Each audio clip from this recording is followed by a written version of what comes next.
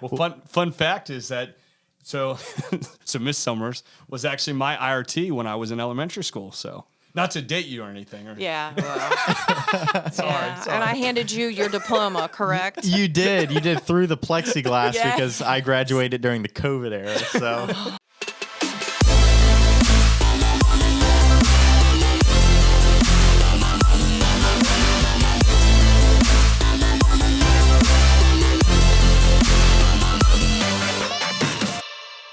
Welcome back to the Southside Blueprint, your guide for buying, selling, and investing here in Southern Maryland. My name is Justin Teedy, and today I'm joined by Billy Rabbit and Kim Summers. Thank you for joining the podcast today. Thank you for having me. Good morning. I will say it's kind of weird saying Kim Summers because for so long I've known you as Mrs. Summers. So, well, she still expects you to call her that today. Oh, and I will. That ship sailed. I still see teachers out in public, and it's Mr. or Mrs. whoever. It's not their first name. That doesn't even register to me. Right. I understand, but yeah. So, well, fun fact is that so Miss Summers was actually my IRT when I was in elementary school. So not to date you or anything. Yeah. Well, sorry. And I handed you your diploma, correct? you did through the plexiglass Yes. because I graduated during the COVID era. So, That but was a tough year. I did shake your cardboard cutouts hand. So, Thank you for that. We'll have to put that up on yeah, the screen. I'll have to say. Fun times. No, for real. Yeah. So Miss Summers, I know you've been a principal for a little while, and you've personally been my principal twice, and you retired back in 2020. So what have you been up to since then? So I have been taking care of my 3 grandsons. There you go. Yeah. And I had announced my retirement the fall of that year because my son and his wife were expecting a baby. And my plan always had been when grandbabies started coming that I would be Yeah. the daycare person. There you go. And so my mother-in-law had done that for me, and I wanted to pay that back to my son. So they had their first son in June of 2020, and that's Casson. And then 2 years later came Wells, and 2 years later came Torin. So I have been busy. Busy. I have wonderful bosses. I really do. So that's what I've been spending my time doing, and I love it so much because I had initially started my career as a kindergarten teacher at Letty Dent in 1988, and all those years ago. And so finishing my career at high school was fabulous, but this grandparent gig I've got going on has kind of taken me back to your my kindergarten roots. days. Yes, There you yes, go. and I enjoy it so much. We get to So spoil them and then send them home. that's exactly right. And boy, am I tired at the end of the day. I told my husband, I said, I ran around a building that's like the size of a city for 4 years in 3-inch heels, and I am more tired at the end of the day now than I ever was then. Right. Yeah. Might be time to go back to work. But it's a good tired. Yeah. It's a good tired. That's so, cool. That's yeah. very good. So No, that's awesome. And you were telling us before the podcast that you were born and raised here in Southern Maryland. So you grew up actually in La Plata? Yes. Yeah, I graduated from La Plata High School in 82. I went through the Charles County school system. And so I've been here my whole life. I actually went to St. Mary's College and fell in love with St. Mary's County. And at the time, my husband and I were living in Waldorf when I was finishing up college, and I said, I really think I want to move to St. Mary's. And he is, very, very invested in Charles County, and then I was too. But I kind of saw the light at the end of the tunnel, and I thought, that's kind of where I want to raise my kids. sure. Right. And so, I graduated from St. Mary's, and I got a teaching job at Letty Marshall Dent. And I was there for 7 years, and we built our home about a mile from Letty Dent. Okay. And while I was working there, I got the new job at Dinard. Sure, there you so Right. I never got that 3-minute commute, but that was okay. So yeah, we love it here in St. Mary's. Yeah. No, it's funny how many people come to college at St. Mary's and they stay here, because it seems like St. Mary's draws people from all over, from California because of sailing and some of the aquatics and things like that. And so people come from all over. And then, something I think we take for granted, being born and raised or, living most of our lives in St. Mary's County or Southern Maryland is I think we we kind of take for granted what really is Southern Maryland. I mean, there is really you have the water, you have the seasons, you have, there's so much really to do. I mean, I know we take it for granted or whatever, but yeah, I agree. I mean, I feel like so many people do fall in love with St. Mary's County just because there's so much. Yeah. And, having grown up in Charles County and moving to St. Mary's, I really felt a sense of home here because I felt like Charles County was moving really fast and becoming a lot more busy. Yeah. And we've been in St. Mary's now. I guess we built our house 31 years ago. And even though we've had a lot of wonderful things happen here, I still feel that sense of rural community. I only have to drive 10 minutes to be in the 7th District. Yeah. And, I mean, it's just, I feel like this county offers so much.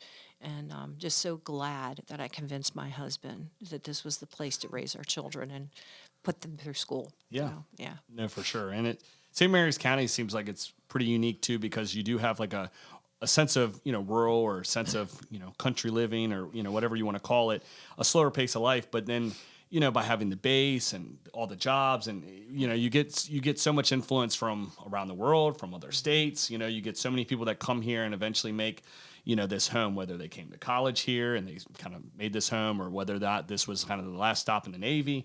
Mm-hmm. So many different people come from different places. And so it is a neat thing because you do get a mixing pot of cultures and areas, and it's really a special place. It is, and it's ideal because if you want to go to the museums in DC, it's not that far. Yeah. The Nats games, the Orioles games, whatever. Yeah. Everything is there. Typically within a 45-minute hour drive, and yet you still get to come home to your nice, quiet, right. Yeah. peaceful St. Mary's County. No, it is really unique in that you can have kind of a rural setting or waterfront setting, still be within 15 minutes of all the shopping you need, and then 45 minutes to a major city with all kinds of events and museums and a lot of history. So yeah, it's pretty unique. No, it really is. Yeah, I think the Mechanicsville area is so perfect because, any given day, I can decide I want to go shopping and I can go to La Plata, Waldorf, Prince Frederick, or California. Right. I'm like, pick one. I mean, you're right in the middle of all of that. Yeah. So, it's a good spot. No, it is. And I think it's sometimes, funny running joke or whatever when people move from outside the area and they're like, well, how far am I from this? I'm like, 30 minutes. How far away from this? 30 minutes. Exactly. I think if you grow up in Southern Maryland, everything's 30 minutes away. Right. It's so true. It's actually like 45 to an hour sometimes, but it's 30 minutes, So. Yeah. No, so Miss Summers, what got you into education in the first place? It sounds like kind of your whole career has been based around the St. Mary's County school system. So what initially got you into it? Well, when I was in high school, we had this program where you could go a half a day once a week and explore different interests that you may have for your career.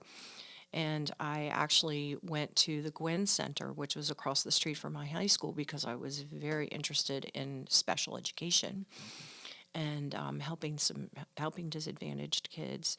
And so I fell in love with that. And at the time, my boyfriend, now husband, was signed by the Baltimore Orioles my senior year in high school. Really? And I thought, wow, that would be the perfect career because I'd be off in the summer so I can be with him. Yeah. And so that's kind of the avenue I explored. So I did start off initially wanting to be a special education teacher and then switched to actually early childhood. And I have loved my job. I loved it for 32 years, and that's a true gift when you love going to work and you love the kids you're working with and the families and the communities. And so I never regretted it for a minute. No, that's awesome. Mm-hmm. So pretty quickly after you started your job as a teacher, you kind of worked your way up and then eventually became a principal and then did a long stint as principal. So what was your experience like as principal throughout these various schools? Wow. That's a loaded question. Yeah. So Never a dull moment. I was a principal for 19 years. Oh, wow. And an assistant principal for 3 years. So I was an administrator for quite a long time. And there were just so many learning opportunities in that role. you know. Every day I loved my job because I would look at my husband and I'd say, every day's different. Yeah. Every day's different, and you don't know what's going to be thrown at you. Sure. You know, so whatever's thrown your way, you handle and you deal with and you learn from, and you just kind of tuck that away and you use that experience the next time and think, okay, I survived that situation. I Sure. can do this. Yeah. And so it builds your confidence, you know, Yeah. as you go along, and you feel like, you know what? I can handle this. I mean, if you make every decision based on what's best for kids and their families, you pretty much can't go wrong. Yeah. Right. You know. Yeah, no, for sure, and it's amazing too because you think of St. Mary's County, and realistically, we've got 3 public high schools, and 3 leaders pretty much in the community are impacting all of the children. Yeah, that's a huge responsibility. Yeah. And Chopticon covers the the largest area in the county. Yeah.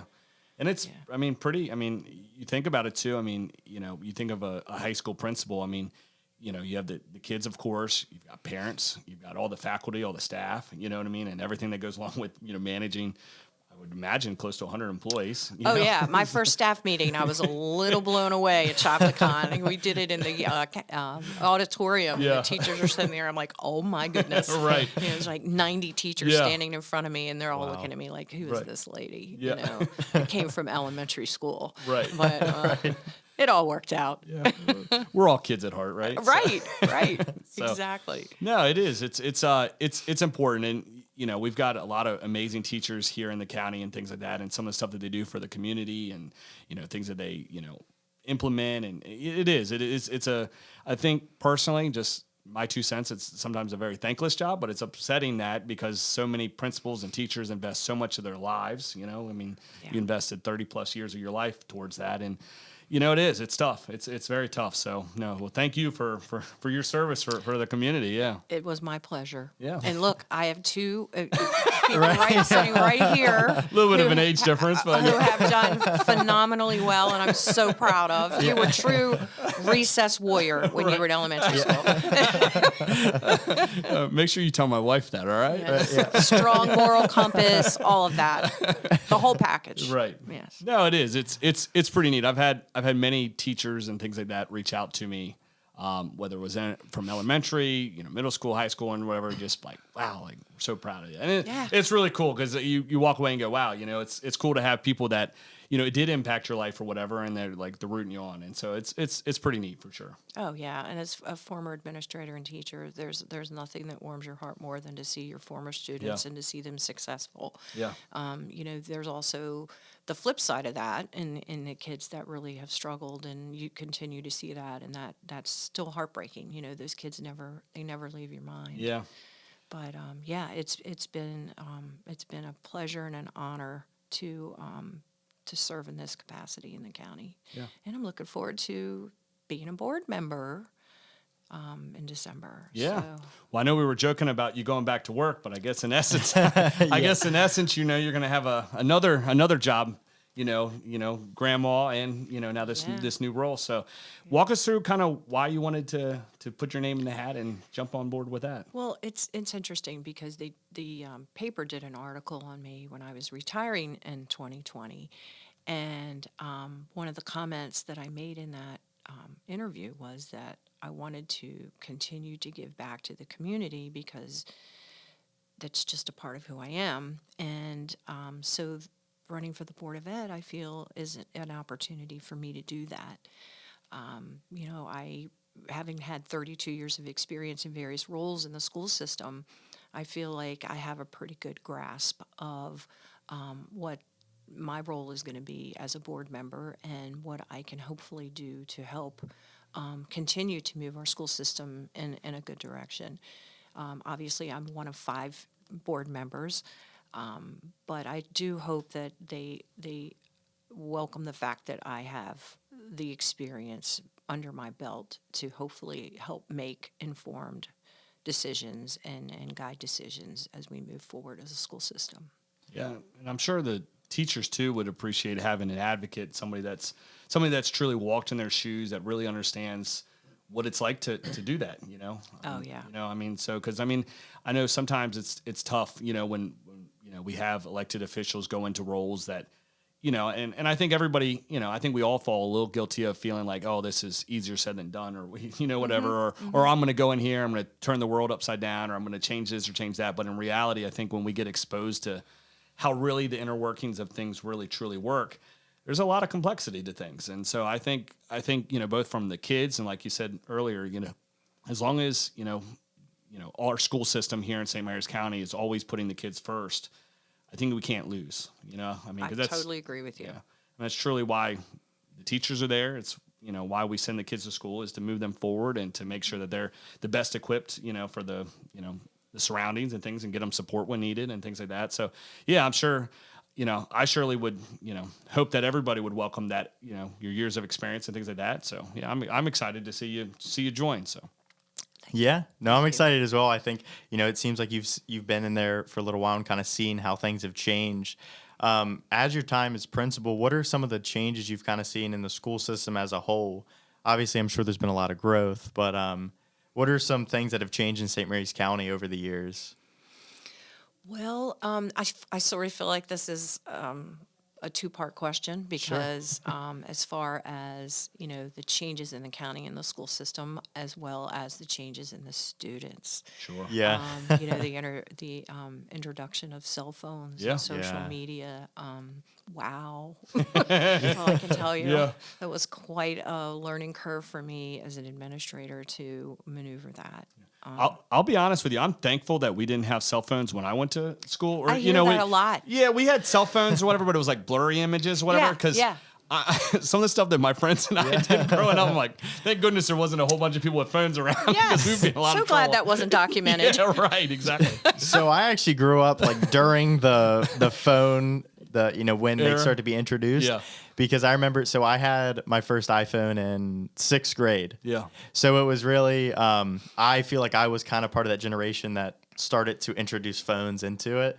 And it was definitely interesting. And yeah, no, but I think a lot of people self-incriminate themselves today with cell phones. Yeah. Oh yeah, I can't tell you how many conversations I had in my office at Chopticon with the kids saying, "You realize that's forever." Yes. You know, it's not going away. Especially on the internet. Yeah. And when Yeah. you do that, that person's going to share it with 5 other people. And then, you know, so yeah, what a learning curve that was. But as far as the school system goes, you know, and changes, I feel like under the leadership of Dr. Smith, and the current board that we have, that they have done an amazing job with managing the challenges that come along with each passing year. And, you know, they do a great job of communicating with the community. And I feel like they're incredibly transparent. Yeah. And I sort of would know, you Yeah.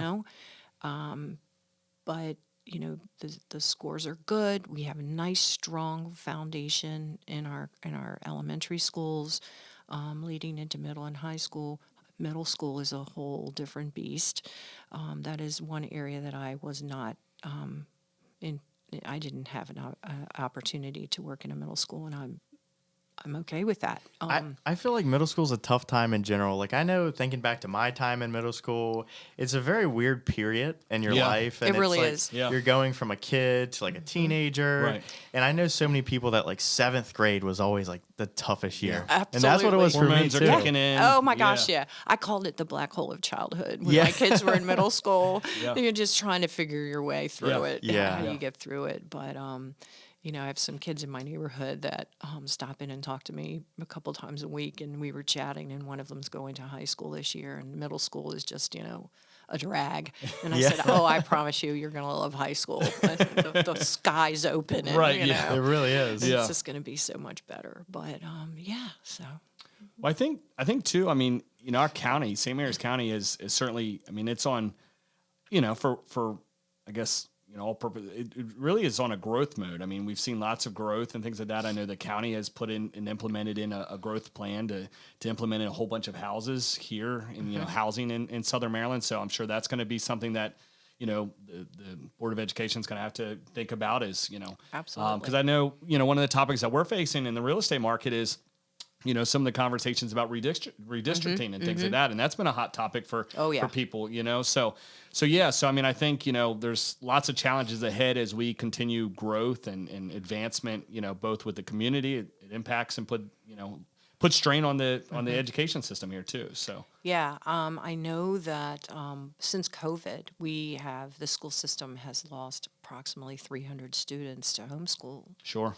And I understand that, but I feel like a charge that we have or will have as a school board is to try and figure out how to get those kids back into our school system, because we want them there. Right. And I think that's going to be one of the challenges that we will definitely be facing. Yeah. I think you said it earlier about the cell phones and things like that. I think cell phones, social media, things like that, I think it's a challenge, right? So as educators, you're battling, technology, you're battling information, misinformation, you know what I mean? So, you've seen a lot of people jump on the homeschool board, but, I think in some situations it makes a lot of sense. And then in some situations too, it's, this is my personal opinion, is that, are you really positioning the child for the best education system that they can get? And so it's a balancing act, right? It truly is. It's kind of a sticky wicket area, and I think everyone has to make the decision that's best for their child, and no one knows their child better than their parent. Sure. So, I mean, one example in my own life was that I had my oldest son who went to Chopticon, and my youngest son in 8th grade came to me and said, I want to go to Riken. Yeah. And I was like, okay. And he was actively being recruited because he was a lacrosse player. Sure. And he went to Riken and had a fabulous experience. Tyler had a fabulous experience at Chopticon. So, that was a personal decision that our family had to make. And I had people question me, you're a public school administrator and you have a child in private school. Right. It's like, well, that's what was going to be best for him. Sure. And that's what he wanted to do. And it worked out fabulously. So, yeah, I think it probably too gave you different perspective of how different schools run. Oh, absolutely. Yeah. Absolutely. Yeah. Two totally different, well, not necessarily totally different models, but two different models and, and atmosphere. Yeah. And for him, Riken at the time had 700 students. Well, the elementary school where I was the principal had that. Yeah. And so, he had such a smaller learning community there, and that just worked out better for him and his personality. So, yeah, everybody has to make that decision for their help along with their children, especially when they are entering high school. I think the kids need to have a voice in that as well. Sure. Yeah. So when you say, trying to figure out a way to gain the students back, the 300 students or, whatever it may be, is it mostly like building confidence back with it, or what do you think it is? Well, I think we have to get to the root of the problem as to why are they choosing homeschooling versus public education. And I think that from what I'm hearing, it's a confidence. Sure. We're not quite sure we have confidence in the school system, and it's not the school system in particular or specifically. It's more of what's happening in the world right now, and is school a safe place for my child? Yeah. And so it's a challenge, but it's one that I would welcome digging down in the weeds to figure out what's causing it, so that we can maybe have those conversations with people and have a better understanding as to why they're making that decision, and hopefully convince them that we've got this. You know, I mean, any given day is obviously full of risks, no matter where you are. Sure. But I have full confidence in our school system. I was watching a clip the other day on the news where a principal was actually shot by a young man who had come into this school building. Sure. And the principal intervened and tackled the gentleman, and he was shot as a result. But I couldn't help but notice that the guy walked right through the front doors. Well, all of our buildings have security vestibules, so you really can't get in. And I feel like, the security people that we have on staff have done an amazing job here. in our county to keep out the bad guys and to hopefully make sure our kids feel safe in school, and teachers as well, and administrators. So yeah, I think St. Mary's County has done a really good job with the resource officers. Oh, phenomenal. And I know all the resource officers I've had through my schooling, I've known personally, and I think there's a safety aspect of it, but I think it's kind of an authoritative figure. Yeah. And I think it gets kids to kind of respect that, have a healthy level of respect with it.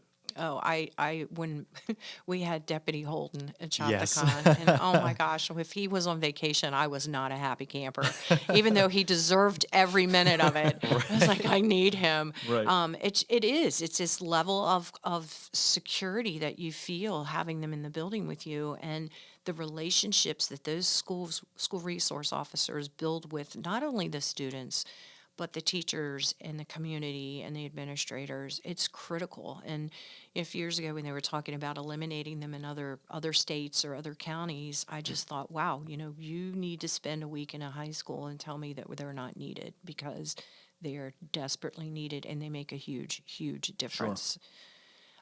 Sure. I would not want to do the job without having a resource officer in my building and a security team. Sure, for sure. Yeah. No, and I think, you kind of said, the kids feeling safe, parents feeling safe, but also the staff too. You know what I mean?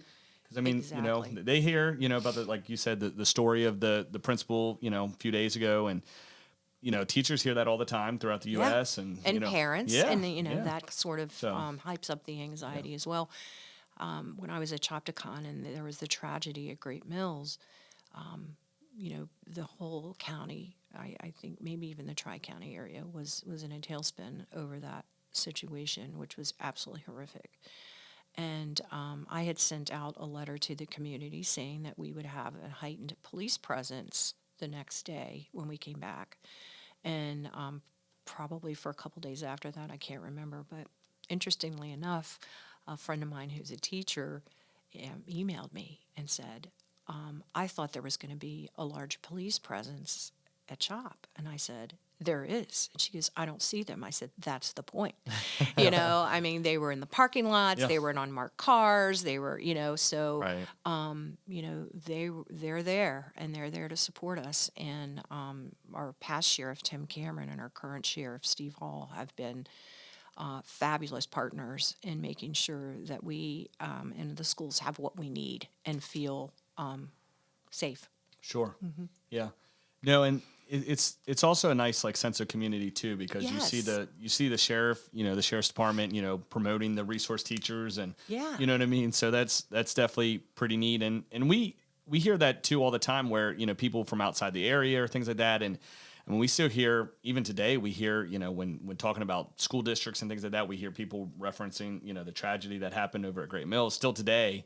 And so it is. Things like that impact the community. They really do. So it is nice to see, that we do invest here in St. Mary's County. And I guess I'm a little biased or whatever, coming through the St. Mary's County public school system, so when people ask, I say, it's great, so. Right. I turned out fine. Right, yeah. It is great. So, I would not have spent 32 years if it had not been great. Right. Yeah. So, yeah. Well, you left for a good promotion. True. True.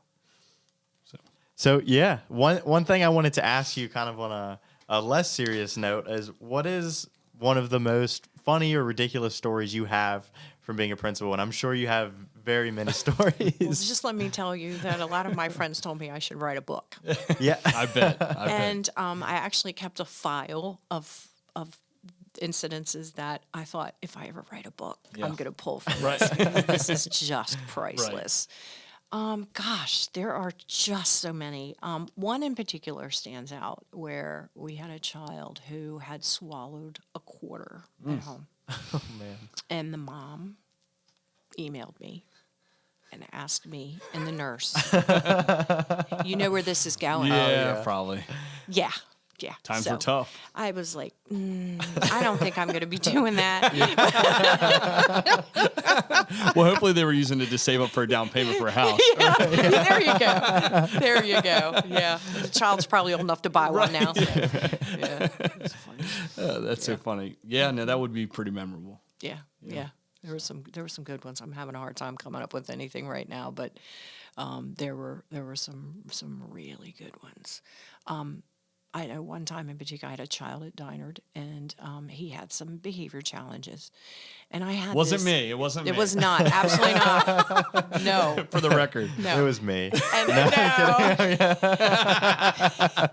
I had it in my office. I had this pink wand, and it had a button, and you'd push it, and it would make noise, and it was just light up. It was really cool. And he thought that thing was magic. Yeah. And he would come into my office in the morning, and I'd say, I need to be wanded. And so I'd be like, you're going to have a great day, you know. And one day he came in, and he said, I'm ready for my prayers. And I went, what? He goes, my praise. It was praise. Right. He was talking prayers. I'm like, oh, okay. Well, we weren't praying, but we were, wanding, right, yeah. And it was just a cool situation where, these kids just think that, you're going to solve every problem. Yeah. Right. And it just takes a wand sometimes. That's awesome. Yeah. Well, I mean, I think we all have stories or can relate back to, going through school and things like that. There was always teacher moments and things like that you just resonated with you or made such an impact. And it is amazing to think about, like, with a lot of teachers. I mean, they're spending, in some instances, they're spending more time, the teacher's spending more time with the child than they do with their parents, depending on busy work lives and things like that. And so, Absolutely. I mean, it do make a difference. So it's yeah. I had a conversation with a parent one time, and I had a kid that was challenging, and I was teaching at the time. And I called the mom, and she goes, I don't know what to do with him. And I said, well, he lives with you. He's your son. I can't fix this if you can't. I'm doing my best here. I think she wanted you to move in. Yeah. It was like, a little challenging. Needed another wand for her. You know what? That was pre-wand. That was before you got your magic powers. Right. So. No, that's awesome. All righty. Well, thank you, Ms. Summers, for joining us on this episode. It was great having you, and look forward to you getting elected to the school board this December. Thank you so much. I'm really looking forward to that. And How long's your term for? 4 years. 4 years? Okay. Oh, wow. Yeah. Well, that's good. That's a big commitment. We'll have to get It you is. back on once you get in and talk about all the good things that are happening. I would love that. Yeah. I would really love that. Thank you both so much. I'm Yeah, so well, thank you. incredibly proud of both of you. Yeah. Well, thank you. Thank you very I much. know. More me than you. I'm getting there. You still have some time to go. Yeah, I do. Oh, he's sitting here because of me. I gave him his diploma. That's right? true. That's Right. true. That's true. But you helped me with my math. Well, that's true. And that's saying something because math is not my strong suit. I would have never known. Good. That's good. That's awesome. Well, thank you for joining us on this episode of the Southside Blueprint, your guide for buying, selling, and investing here in Southern Maryland.